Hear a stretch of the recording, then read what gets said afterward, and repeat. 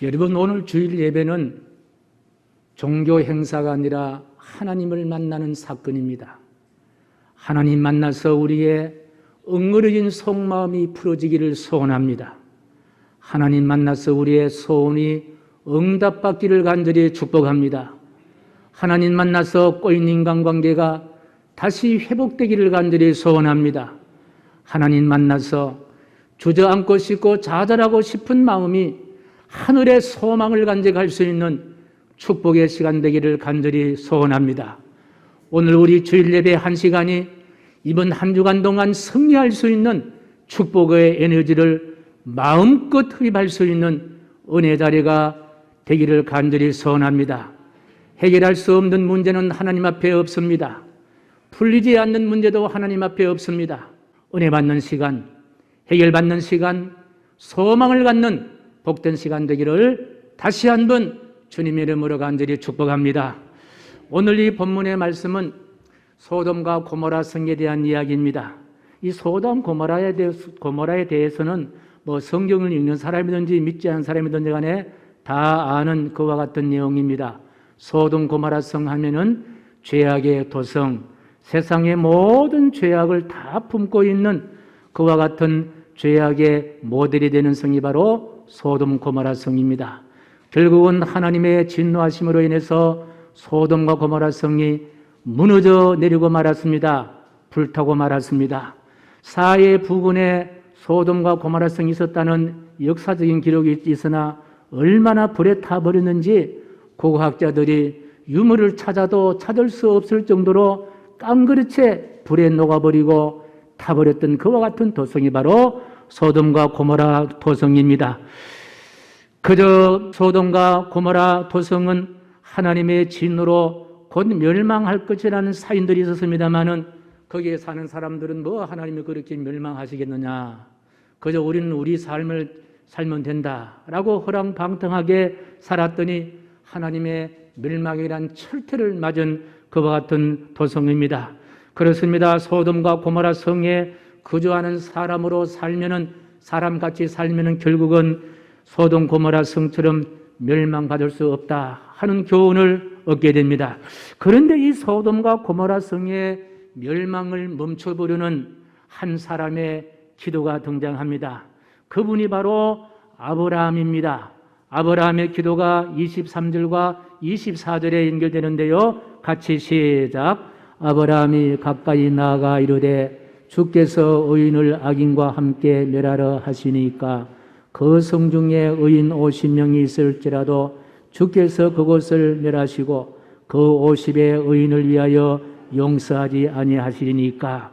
아브라함의 기도문을 잠깐 보았습니다마는 아브라함의 기도문의 핵심이 요지는 이겁니다. 하나님, 소돔과 고모라 성을 멈추어 주십시오. 행여나 하나님 보시기에 소돔과 고모라 성에 사는 사람들이 타락했다 하더라도 혹시나 50명의 의인이 있을 수 있습니다. 그러면 그 의인은 살려되지 않습니까? 이런 어떤 합리적인 합당성을 가지고 그렇게 하나님 앞에 탄원의 기도를 드립니다. 이런 반복되는 기도가 의인 50에서 출발해서 의인 40명, 의인 30명, 의인 20명, 의인 10명, 이 의인의 숫자를 말하면서 소돔과 고모라의 멸망을 제발 멈춰 달라라는 아브라함의 기도입니다.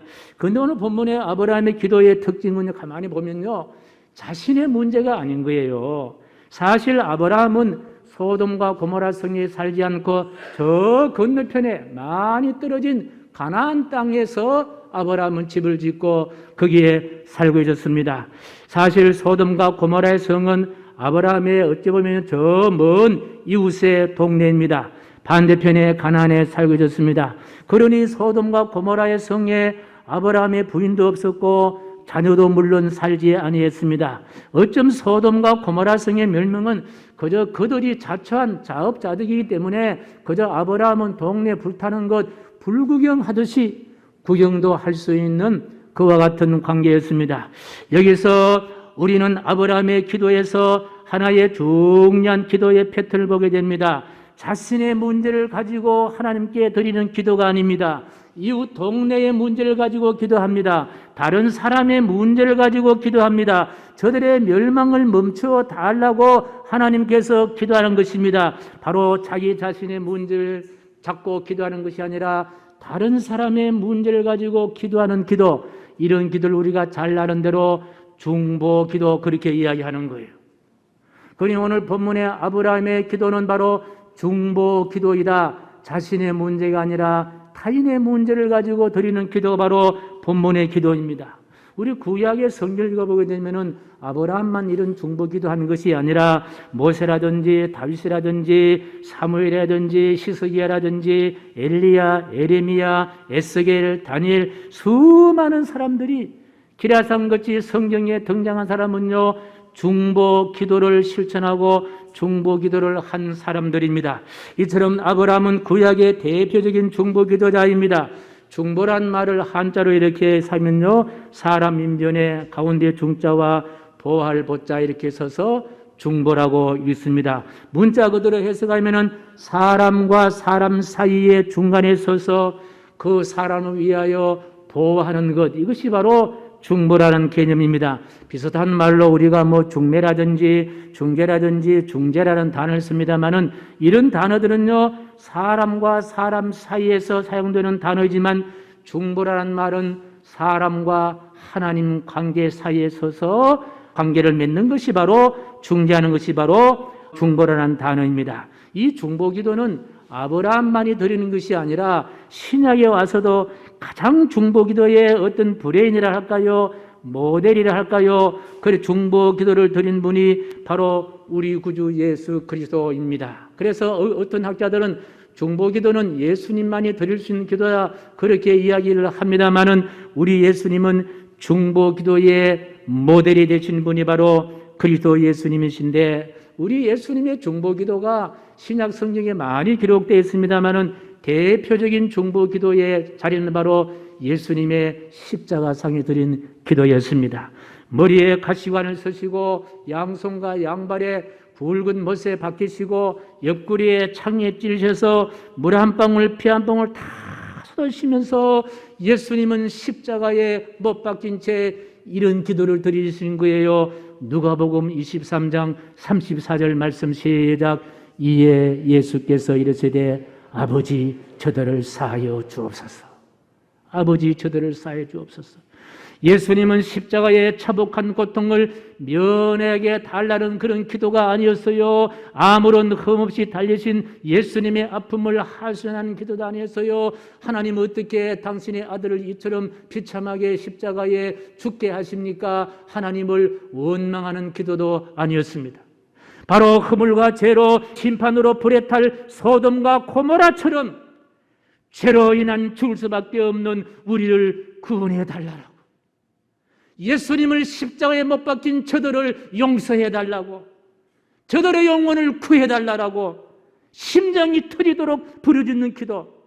저들 대신에 내가 죽게 사오니 저들의 죄는 묻지 말아 달라고, 내가 죄를 다 짊어지시고 십자가를 사니 저들의 죄는 해방시켜 달라고, 그래서 하나님의 자녀 만들어 달라는 십자가상의 예수님의 기도는 바로 중보기도입니다. 그 중보기도대로 내가 죽어야 할 그 자리에 예수님이 십자가 달려 돌아가시기 때문에 나는 새롭게 살고 예수님은 돌아가시게 된 거예요. 사랑하는 성도 여러분, 우리는 예수님의 중보기도로 모든 죄에서 자유함을 얻게 된 줄로 믿습니다. 예수님의 중보기도로 하나님의 자녀가 되는 권세를 얻게 된 거예요. 예수님의 중보기도로 오늘도 우리는 하나님 앞에 예배 드릴 수 있는 예배자로 서게 되었다는 거예요. 예수님의 중보기도로 오늘 결국 천국의 소망을 우리가 바라보고 이 세상을 살게 된 줄로 믿으시면 아멘. 이뿐 아니라 하나님은 모든 그리스도인들을 중보기도자로 부르시고 계신다는 거예요. 모든 신자가 중보기도에 적극적으로 동참할 것을 원하는 것이 바로 하나님의 소원이다 볼 수가 있습니다. 왜 하나님은 크리스찬들에게 이렇게 중보기도자로 서기를 원하시는가? 아브라함을 중보기도자로 세우신 이유를 찾을 수 있는데요. 자, 창세기 18장 17절 말씀 봅니다. 시작. 여호와께서 이르시되 내가 하려는 것을 아브라함에게 숨기겠느냐. 다시 말씀드리면요, 아브라함을 중보기도자로 세우신 이유는 하나님이 하실 일을 아브라함에게 알려주시기 위함이 있다는 거예요.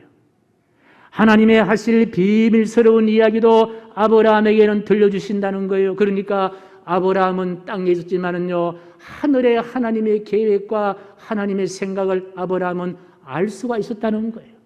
아브라함만 그렇게 되겠습니까? 중보 기도를 하는 사람에게는 하나님의 비밀스러운 하늘의 계획도 알 수 있게 된다. 하나님의 계획을 중보 기도하는 자에게 알려주신다는 거예요.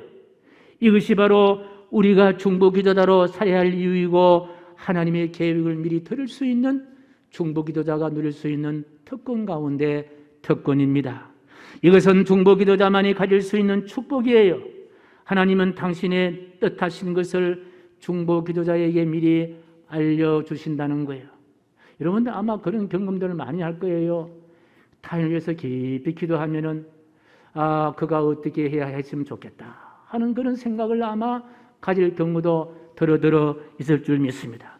성 어거스틴은 이런 이야기를 했습니다. 기도는 하나님 앞에서 다른 사람의 행복을 위하여 중재하는 것이다. 기도라는 것은 하나님 앞에서 다른 사람의 행복을 중재한다는 거예요. 그러니까 여러분, 기도하는 것이 얼마나 소중하고 얼마나 가치 있습니까?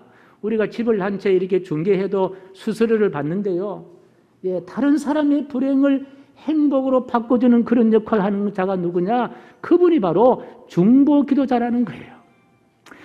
이렇게 중보 기도를 알고 성경을 읽으면요, 세상은 크리스찬의 중보 기도 없이 한시도 살아남지 못한다는 사실을 깨닫습니다. 아브라함의 소돔과 고모라 성을 향한 기도를 포함해서 430년 애굽의 포로에서 이스라엘 백성들이 해방된 사건 무엇이었습니까? 모세의 중보 기도였습니다.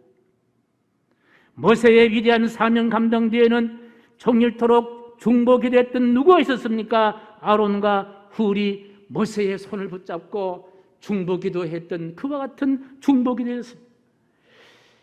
히스기야가 죽을 병에 걸렸을 때에 어떻게 살아났습니까? 이사야의 중보 기도가 있었다는 거예요. 바벨론 포로에서 해방되어 그리운 조국으로 돌아온 것은 바로 무엇 때문이었습니까? 느헤미야의 중보 기도가 있었기 때문이다. 골로새 교회와 데살로니가 교회가 든든히 세워진 것은 왜 그랬습니까? 바울의 중보 기도 때문에 가능했다. 그리고 바울은 에베소 교우들에게 서로를 위해서 중보 기도하자 그렇게 권면을 했고, 바울 역시 목회상에서 본인을 위해서도 교회들에게 중보기도 해달라고 요청했습니다. 사실 저도 이렇게 목회를 할 수 있는 것은요, 여러분의 기도 때문에 그런 거예요. 제가 설교 시간에 힘차게 말씀을 전가할 수 있는 것은요, 대표기도 하신 분들이 드리는 중보기도 때문에 가능하다는 거예요.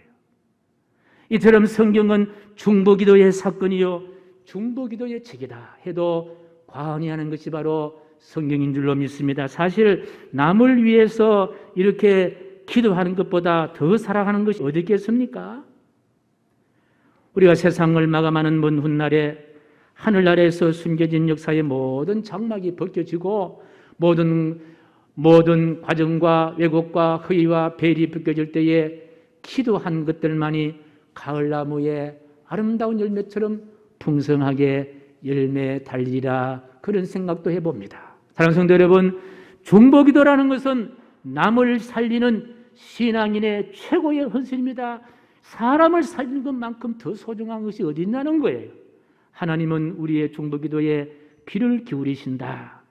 중보기도는 하나님의 마음을 움직이는 능력입니다. 그래서 신약 성경의 별이라고 하는 사도 바울은요, 중보기도를 했는데 그 어른의 중보기도 어떤 기도였느냐? 로마서 9장 3절 말씀요, 시작. 나의 형제고 권력의 친척을 위하여 내 자신이 저주를 받아 그리스도에게 끊어질지라도 원하는 바로다, 기도하는 바로다.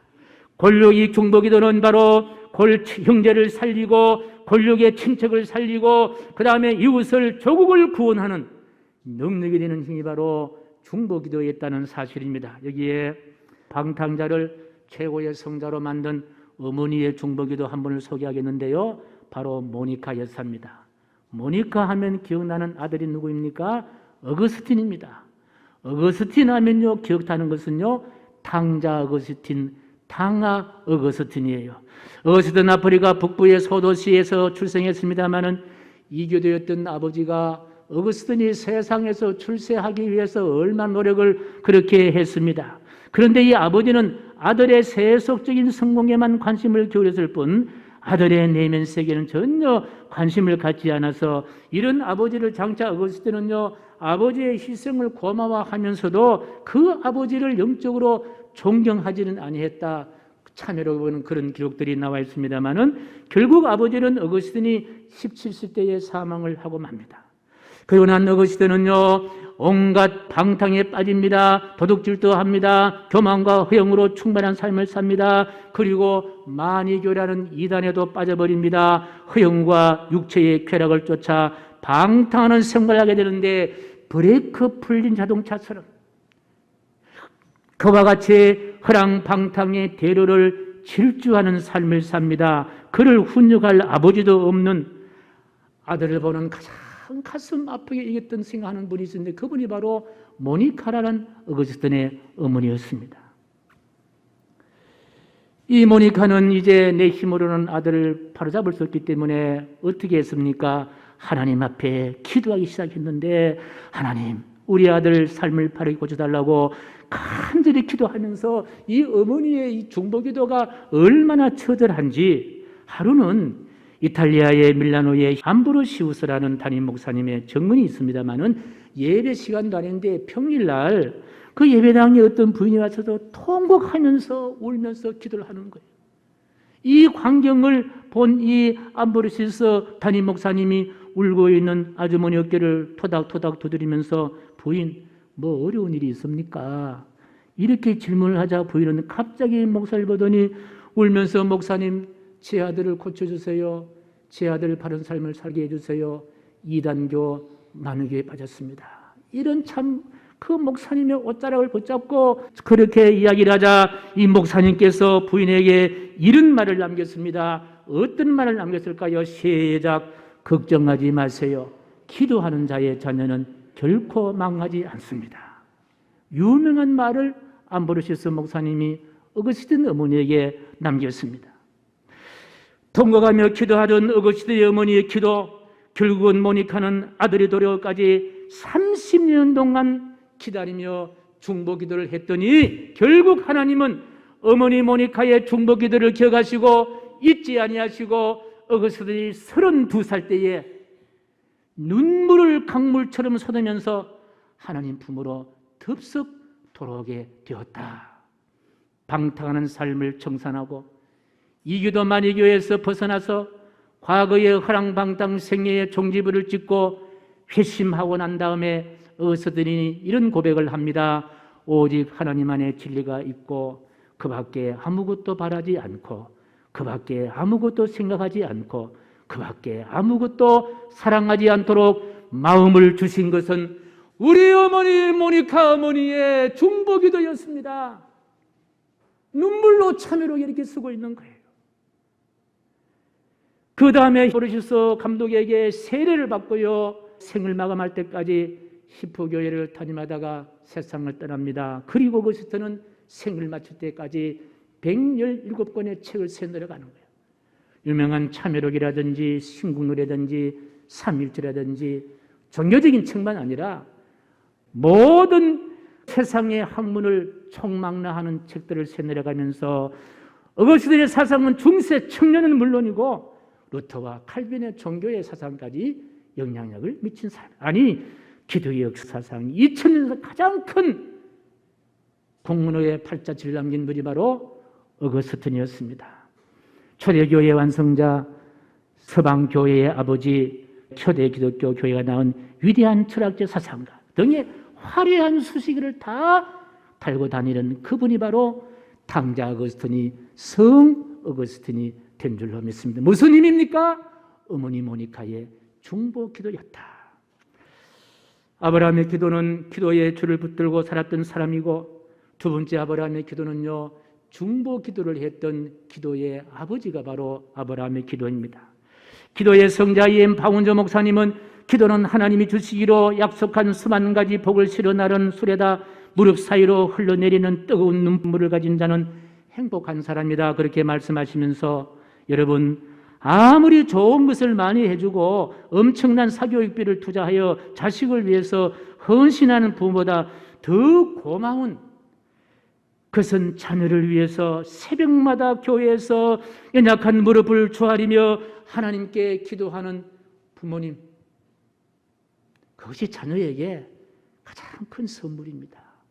집을 한 채 주는 것보다도 부모님의 새벽기도, 눈물 쏟는 기도가, 그것이 자녀에게 최고로 영향을 끼칠 수 있는 그런 축복 가운데 축복인 줄로 믿으시면 아멘. 사실 부모가 되면요, 자녀를 위해서 주고 싶은 것이 많잖아요.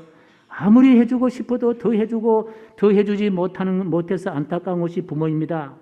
인간에게 자녀의 마음을 흡족하게 해줄 수 없는 것이 많아서 마음도 아픈 것이 사실입니다. 그러나 부모가 가지고 있는 소유나 능력을 떠나서 자녀를 위해서 꼭 해줄 수 있고 해줘야 하는 것이 있다면은 그것은 자녀를 향한 눈물의 기도, 바로 눈물의 기도다. 여러분의 자녀는 바로 그 눈물의 기도를, 부모의 눈물의 기도를 기다리고 있다는 거예요. 우리 부모도 마찬가지로 자녀가 흘리는 눈물의 기도를 부모가 들을 수 있는 가장 큰 효도이다. 저는 대신방을 하면서요, 여러분의 기도의 제목을 받습니다. 그 이유는 여러분을 사랑하기 때문에 그런 거예요. 사랑하기 때문에 그런 거예요. 중보 기도는요, 이웃을 사랑하지 않고는요, 할 수 없는 기도입니다. 사랑하기 때문에 기도 제목을 받는 거예요. 다시 본문 아브라함의 중보 기도를 살펴봅시다. 아브라함의 이렇게 간절한 기도에도 불구하고 어떻게 됐습니까? 소돔 고모라 성은 다 타버리고 말았습니다. 마치 옹기 가마에 연기가 올라오듯이 다 타버리고 마른 거예요. 그런데 이 이야기에서 진짜 핵심적인 메시지가 있는데, 이 중요한 메시지를 하나님은 소돔과 고모라 성의 멸망의 말미에 슬쩍 던집니다. 어떤 말씀입니까? 19장 29절 말씀, 시작. 하나님이 그 지역의 성을 멸하실 때, 곧 롯이 거주하는 성을 엎으실 때에 하나님이 아브라함을 생각하사 롯을 그 엎으시는 중에서 보내시니라. 소돔과 고모라 성이 옹기가마 연기처럼 다 탈 때에 하나님은 누구를 생각했습니까? 아브라함을 생각했다는 거예요. 여기 생각했단 말은 기억한다는 말인데, 아브라함의 무엇을 기억했습니까? 기도를 기억한 거예요. 아브라함의 중보 기도를 하나님은 기억하셨다. 결국은 어떻게 되었습니까? 다 타버리지만, 흔적도 없이 타버리지만, 유적도 없이 타버리지만 롯의 부인과 두 딸은 살려냅니다. 롯이 누굽니까? 아브라함의 조카인 거예요. 무엇 때문에? 아브라함을 생각했기 때문에, 기억했기 때문에. 무엇을? 아브라함의 중보 기도를 기억하고 생각했기 때문에 그렇다. 이렇게 막히는 사건에서 성경이 말하게 하는 뜻은 무엇입니까? 하나님은 중보 기도를 잊지 아니하시고 반드시 기억하시고 보답을 해 주신다. 성도 여러분, 아브라함의 중보 기도가 죽을 롯의 가정을 살렸듯이 지금도 하나님 우리의 중보 기도를 기다리고 계신다. 여러분의 중보 기도가 자식을 살리고 복되게 하며 이웃을 구원하고 민족을 구원하고 세계를 복음화시키는 힘이 될 줄로 믿습니다. 누구든지 할 수 있는 기도, 안 배워도 괜찮아요. 할 줄 모르도 괜찮아요. 하나님과 대화가 기도라면은요, 나를 향한 기도도 필요하지만 이웃을 향한 기도, 조국을 향한 기도, 전 세계 일방을 향한 우리의 중보 기도를 통해서 이 나라 힘 다시 살릴 수 있는 은혜가 여러분과 저희가 되기를 간절히 축복합니다. 존귀하신 하나님, 아브라함의 중보 기도가 우리의 것이 되게 하여 주옵소서. 예수님의 이름으로 기도하옵나이다. 아멘.